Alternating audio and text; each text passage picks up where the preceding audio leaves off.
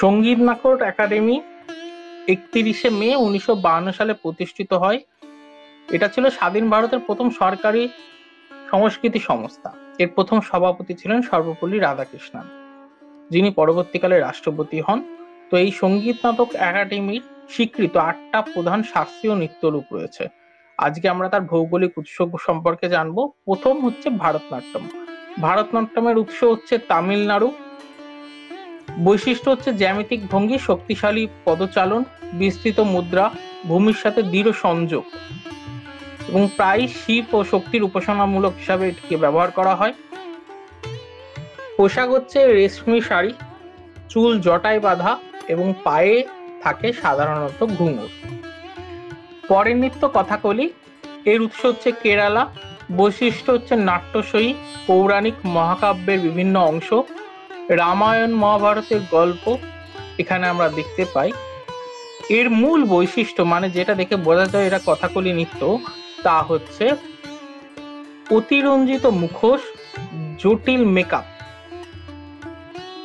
সবুজ রং ব্যবহার করা হয় কিছু ক্ষেত্রে লাল রং ব্যবহার করা হয়। সবুজ রং সাধারণত সৎ চরিত্র বোঝাতে ব্যবহার করা হয়, লাল রং কুচরিত্র বোঝাতে ব্যবহার করা হয়। এবং এদের পোশাকটা থাকে বিশাল, চোখ মুখের অভিব্যক্তি অত্যন্ত থাকে গুরুত্বপূর্ণ, এবং পোশাক থাকে রঙিন, ভারী, এবং মাথায় থাকে মুকুট। পরবর্তী আমরা যে শাস্ত্রীয় নৃত্যের দিকে যাব তা হলো কত্থক।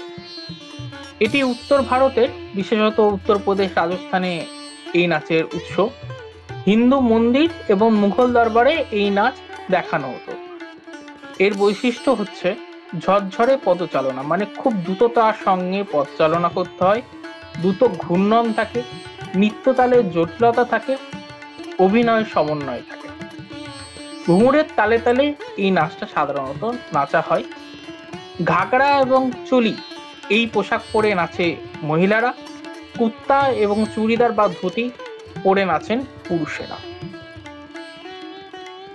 পরবর্তী শাস্ত্রীয় নৃত্য কুচিপুড়ি। কুচিপুড়ির উৎস হচ্ছে অন্ধ্রপ্রদেশ। বৈশিষ্ট্য হচ্ছে নাট্য ও নৃত্যের সমন্বয়।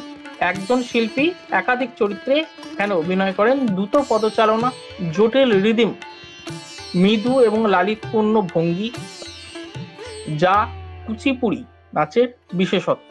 পোশাক থাকে শাড়ি, এবং শাড়িটা বিশেষভাবে পরা, এবং হালকা মেকআপ, খুব বেশি মেকআপ এই কুচিপুড়ি নৃত্যের ক্ষেত্রে আমরা দেখতে পাই না।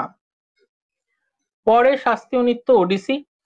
ওডিসি অর্থাৎ উড়িষ্যা, নাম শুনে বুঝতে পারছো উড়িষ্যার জন্ম।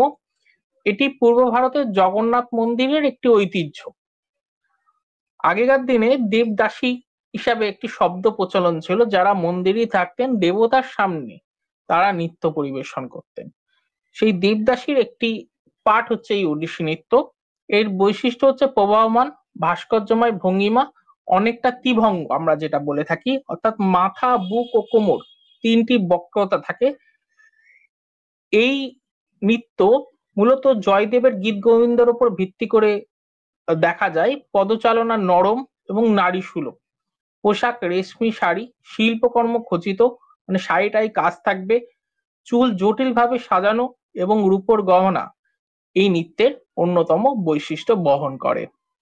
পরবর্তী শাস্ত্রীয় নৃত্যরূপ আমরা দেখব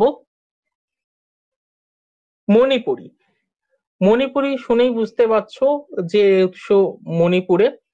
এর বৈশিষ্ট্য হচ্ছে ভক্তিরস প্রাধান্য, অর্থাৎ বিষ্ণু এবং কৃষ্ণের প্রতি এই নৃত্য পরিবেশন করা হয়। পোশাক খুবই গুরুত্বপূর্ণ এই মণিপুরী নৃত্যে। সাধারণত গোলাকার, মন্থর ও কোমল নড়াচড়া, মানে অল্প নড়াচড়া হবে। পায়ে ঘুঙুর পরা হয় না। রাসলীলা বা কৃষ্ণের সঙ্গে গোপীদের নৃত্য এই নাচের অন্যতম একটা ফর্ম, বা এই জন্যই এই নাচটা বিখ্যাত। শান্ত এবং ভক্তিমূলক পরিবেশে এই নাচ পরিবেশিত হয়। পোশাক হচ্ছে জগই বা গোলাকার, ফুলের স্কার্টের মতো পোশাক তোমরা ছবিতে দেখতে পাচ্ছ, আর মেকআপও অত্যন্ত হালকা থাকে। পরবর্তী শাস্ত্রীয় নৃত্য মোহিনীঅট্টম। মোহিনীঅট্টম এর উৎস কেরালা। বৈশিষ্ট্য মোহিনী নৃত্য অর্থাৎ বিষ্ণুর নারী অবতার, লাস্যময় ঢেউ খেলানো ভঙ্গি, একক মহিলা দ্বারা এই নাচ পরিবেশিত হয়। অভিব্যক্তি, চোখের নড়াচড়া অত্যন্ত গুরুত্বপূর্ণ। এটাও গীত গোবিন্দ সুরে নাচা হয়। পোশাক সাদা এবং হালকা রঙের, মূলত কেরলীয় শাড়ি অর্থাৎ কেরালার যে শাড়ি সোনালী বর্ডারের হয়, এই শাড়ি এই নাচের অন্যতম পোশাক। চুল একপেশে বাঁধা এবং ফুলের গহনা এই নৃত্যে দেখা যায়। পরবর্তী শাস্ত্রীয় নৃত্য সত্রিয়ার উৎস হচ্ছে আসামে। শ্রীমন্ত শঙ্করদেব প্রতিষ্ঠিত বৈষ্ণব মঠ সত্রে এটি সাধারণত প্রকাশ পেয়েছিল। বৈশিষ্ট্য হচ্ছে ভক্তিমূলক বিষয়বস্তু, এটাও একই কৃষ্ণলীলা, তবে এখানে শক্তিশালী পদচালনা হয়, দ্রুত ঘূর্ণন হয় এবং সুসংহত মুদ্রা থাকে। পুরুষ ও মহিলা উভয়ই এই নৃত্য পরিবেশন করেন। অঙ্কিয়া ভাওনা নাটকের অংশ এখানে সাধারণত দেখানো হয়ে থাকে।